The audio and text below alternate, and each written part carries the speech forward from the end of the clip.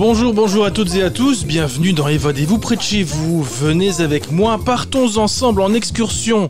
Dans cette émission, nous découvrons ensemble un nouveau lieu chaque jour. Merci à notre partenaire Wallonie-Belgique Tourisme. Aujourd'hui, je vous propose de découvrir Ath. Au confluent des deux Dandres, Ath, dont le passé est riche et le folklore exceptionnel, Ath est la capitale du Pays Vert. C'est la cité des géants. La Ducasse, qui a normalement lieu le 4e dimanche d'août, est reconnue depuis 2005 comme chef-d'œuvre du patrimoine oral et immatériel de l'humanité par l'UNESCO. Ath, cité d'origine médiévale, nichée au cœur d'une région verdoyante, se situe à 24 km de Mons. Elle vous propose plusieurs musées, la Maison des Géants, l'espace gallo-romain, le musée de la pierre, le musée des jeux de paume.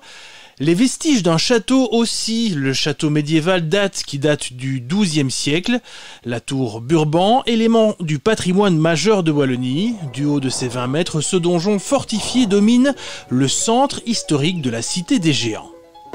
Changer d'air, se déconnecter pour se reconnecter, se vider la tête, se nourrir l'esprit.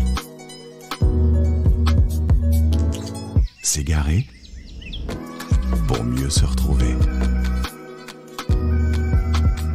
Découvrir. Se découvrir. Se sentir libre. Destination Wallonie. Tout pour s'évader. Faites le plein d'idées sur visitewallonia.be.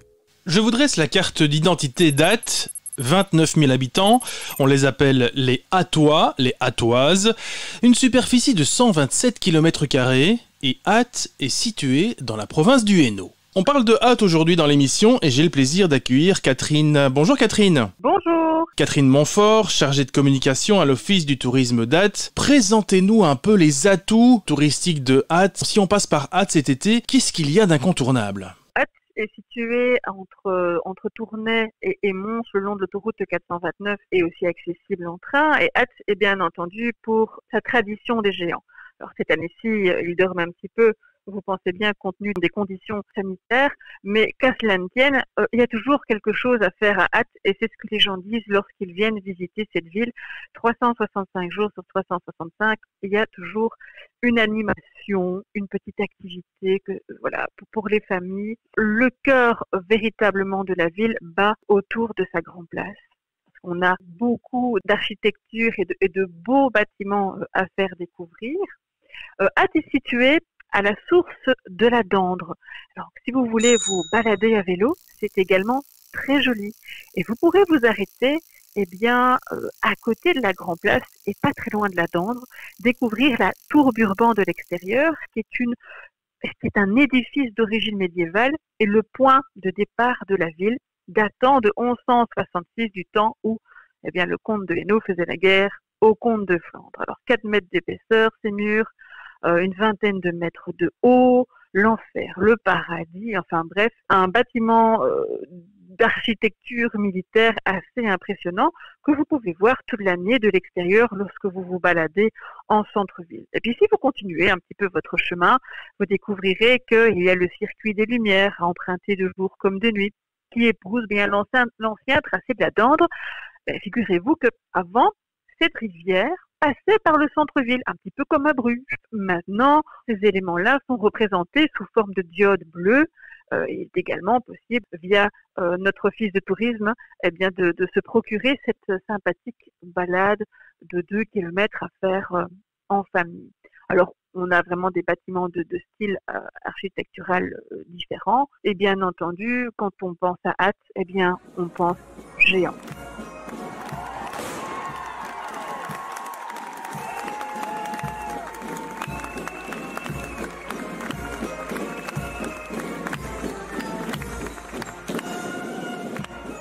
Cette année-ci, il n'y aura pas de Ducasse, mais si vous venez par exemple la semaine prochaine ou les jours suivants, qu'à cela ne tienne, vous pourrez quand même boire la symbolique Gouillasse, Goliath, une bière blonde de 6,5-7 degrés. Attention, il ne faut pas en abuser, dans une taverse jouxtant la Grand Place. Donc vous voyez, il y a de quoi boire, il y a certainement de quoi manger, il y a de quoi se promener, de passer un bon moment à pied, à vélo, dans cette Wallonie picarde qui est vraiment riche en découvertes. Oui, je vous confirme, la Goliath, elle est très bonne. Et je pense d'ailleurs qu'il y a même moyen de se rendre à la brasserie pour avoir une petite visite. Alors, vous le disiez, il y a quand même un incontournable. Et c'est la fameuse Ducasse. Et ça, c'est un incontournable à Ath. Oui, mais écoutez, c'était le moment phare de l'année. Cette année-ci, eh bien, contrairement aux autres années, il y a un énorme programme d'activités. Je dirais que les circonstances ont fait que le rassemblement et ce défilé des géants ne pourra pas avoir lieu, mais à côté de cela, plein d'activités Covid-safe ont été créées par les acteurs culturels. Par exemple, nos rendez-vous de l'été. Figurez-vous que dans un cadre tout à fait sécurisé, les petits groupes peuvent être guidés, notamment la semaine prochaine, toujours sur réservation sur notre site internet ath.be/tourisme.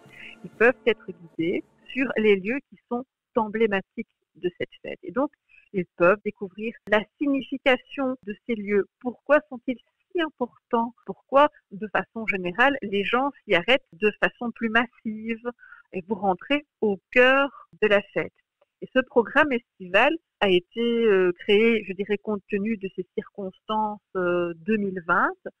Et pourquoi pas l'année prochaine, on maintiendra un beau programme de l'année et on espère de tout cœur que les géants seront de sortie et que toutes les fêtes pourront reprendre. De manière générale, est-ce qu'il fait bon vivre à Ath? Est-ce qu'on peut bien manger? Est-ce qu'on peut prendre un verre aussi? Est-ce qu'on peut flâner notamment à Ath? C'est un petit peu un centre commercial à ciel ouvert. Lorsque vous vous baladez, vous rencontrez des commerçants qui ont leur boutique, qui tiennent parfois de génération en génération. Je pense notamment à la confiserie Pilate qui existe déjà depuis, je dirais presque un siècle. On va un petit peu gonfler les chiffres. Ils fabriquent des parachutes, des bonbons tout à fait artisanaux. Et donc, on ne va pas trouver de grandes chaînes de vêtements nécessairement, mais plutôt des boutiques plus particulières avec des conseils personnalisés. On peut faire donc du shopping à Ath et tout autour de la Grande Place, il y a beaucoup de restaurants et de cafés. Bien entendu, à Ath, c'est une ville à taille humaine. Ça veut dire qu'on partage, on échange, on parle, et pas nécessairement que pendant la Ducasse, c'est pendant toute l'année que ça se passe. Par conséquent, si vous venez à Ath, vous ferez certainement une connaissance. Et on dit toujours, à toi pour un jour, à toi pour toujours. Alors, vous allez peut-être courir un grand risque si vous venez une fois à Ath, eh bien, c'est d'y revenir, tout simplement, et d'avoir ce virus du partage, de l'amitié, de l'amour, des traditions. Et vous le disiez tout à l'heure, il y a cette fameuse tour Burban, qui est un élément du patrimoine majeur de Wallonie. C'est une tour qui fait 20 mètres de haut, c'est ça, hein? Oui, il fait frais, donc cet été, c'est assez agréable de pouvoir la visiter de l'intérieur. Les visites ont eu lieu déjà il y a quelques semaines sur réservation pour les familles. Il est possible d'avoir un guide à disposition et tous ensemble, en respectant la distanciation sociale et masquée et toutes les conditions sanitaires nécessaires. Il est possible donc de gravir cette tour et d'avoir une vue fantastique à 360 degrés à son sommet. Vous faites un petit peu partie des VIP, des exclusifs. Tout simplement, si vous désirez avoir des visites particulières, il faut nous téléphoner à l'Office de tourisme au 068 68 13 00 et on vous trouvera un guide qui répondra à vos attentes, que ce soit en termes de Moyen-Âge ou en termes de période hollandaise ou voire même en ce qui concerne l'histoire et les traditions. Merci Catherine Montfort, chargée de communication à l'Office du tourisme d'Ath. Alors Catherine, on va d'abord parler de l'espace gallo-romain dans un instant. Vous restez avec nous et nous ensemble on parlera de la Maison des Géants. Ce sera tout à l'heure dans l'émission, mais avant cela on fait une petite pause. On respire un petit peu. À tout de suite. The day we met, frozen, I held my breath. Right from the start, I knew that I'd found the home for my heart. Beats fast, colors and promises. How to be brave, how can I love when I'm afraid to fall? But watching you stand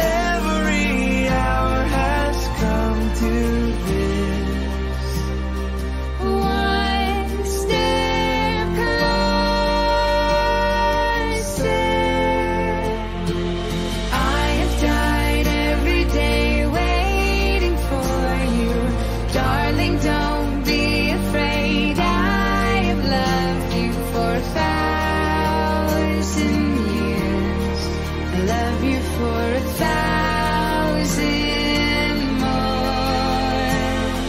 And all along I believed I would find you. Time has brought your heart to me. I have loved you for 1,000 years. I love you for 1,000 more.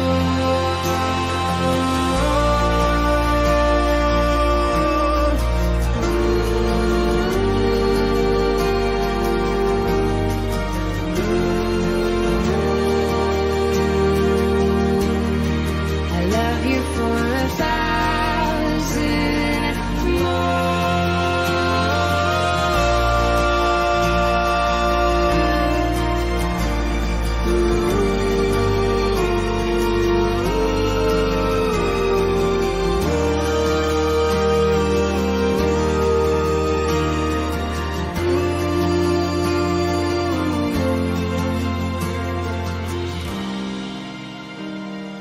One step closer.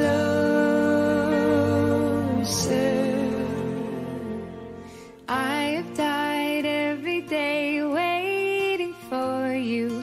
Darling, don't be afraid. I have loved you for 1,000 years. I love you for 1,000 more. And all along I believed I would find you. Time has brought your heart to me. I have loved you for 1,000 years. I love you for 1,000 more.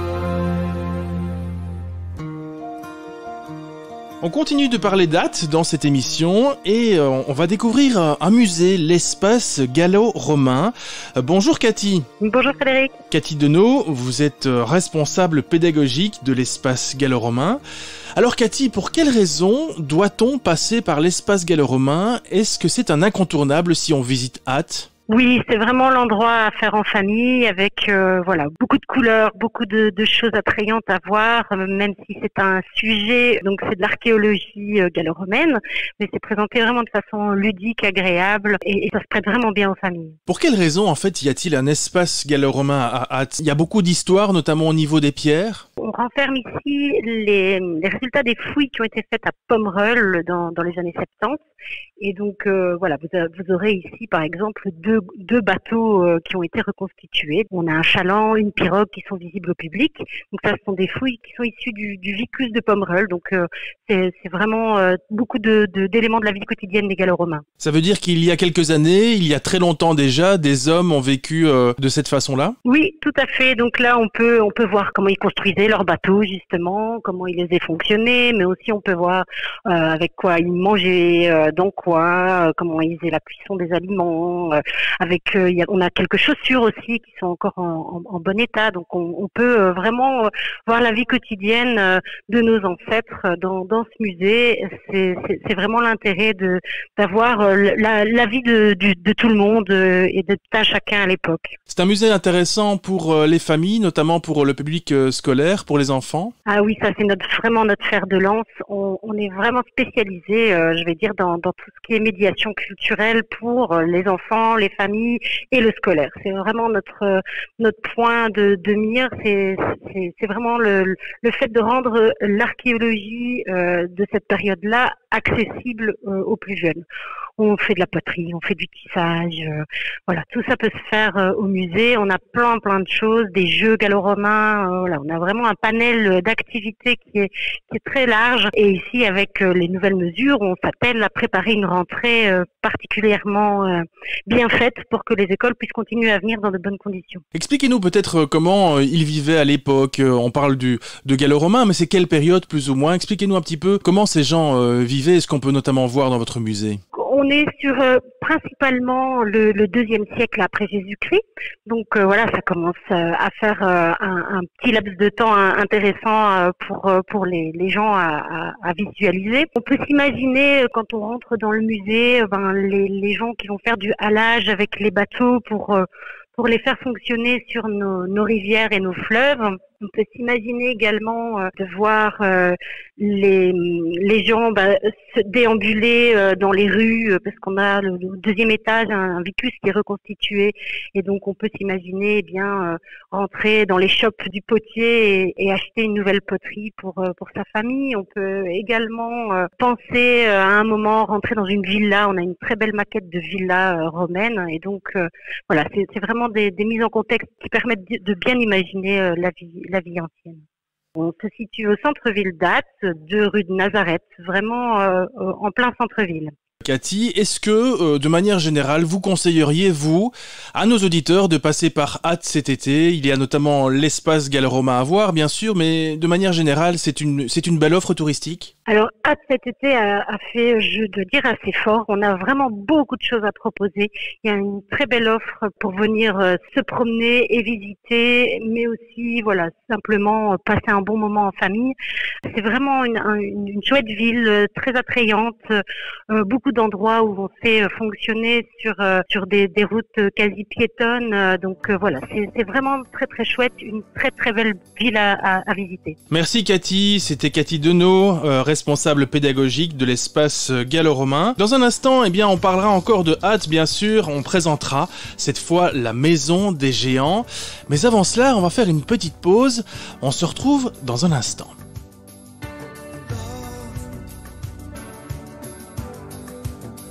I get so lost sometimes.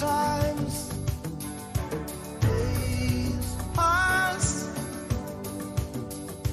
and this emptiness fills my heart. When I want to run away, I drive off in my car. But whichever I come back to the place you are. All my instincts, they return. The grand facade so soon will burn. Without a noise, without my pride, I reach out from the inside.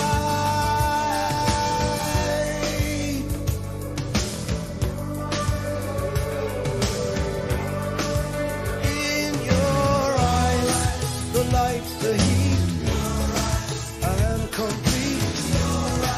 See the doorway, the 1,000 churches, the resolution of all the fruitless search. Oh, I see the light and the heat. Oh, I wanna be that complete. I wanna touch the light, the heat I see in your eyes.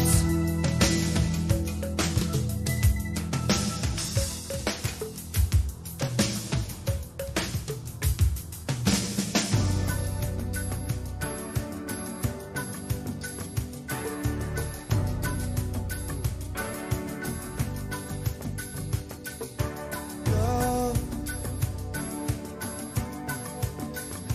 I don't like to see so much pain, so much wasted, and this moment keeps slipping away.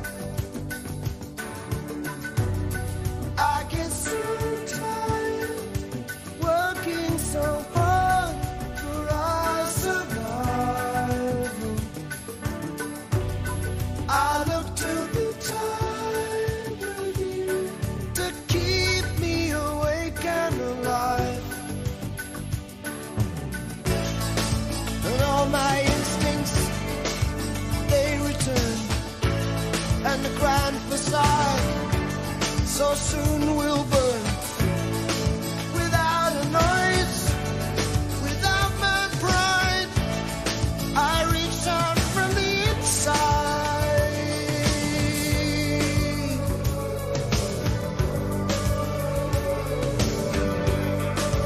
In your eyes, your eyes, in your eyes.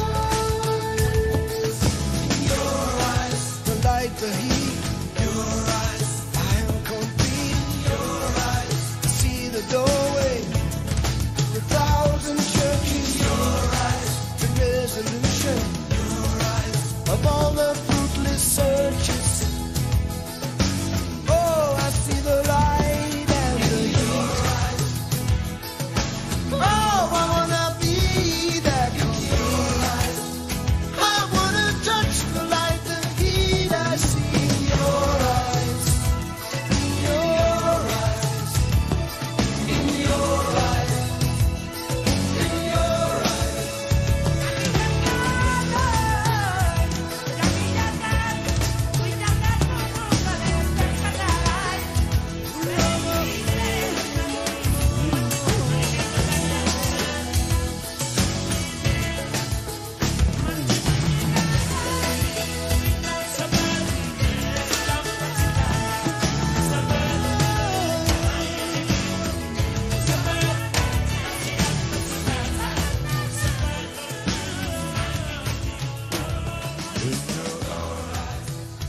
On vient de parler de l'espace gallo-romain et maintenant on va parler de la Maison des Géants qui est un incontournable évidemment à Ath. Rebonjour Catherine. Rebonjour Frédéric. Catherine Montfort, chargée de communication à l'Office du tourisme d'Ath, merci d'être restée avec nous. Alors Catherine, cette Maison des Géants, qu'est-ce qu'elle a d'incontournable ? Elle est très particulière parce que c'est une maison de maître qui date du XVIIIe siècle. C'est déjà un beau bâtiment, un écrin de verdure en centre-ville. Cette maison, c'est vraiment la maison de tous les géants, puisqu'il est dédié à ces fêtes qui se déroulent dans beaucoup de pays d'Europe, que ce soit en Espagne, en France ou en Belgique notamment.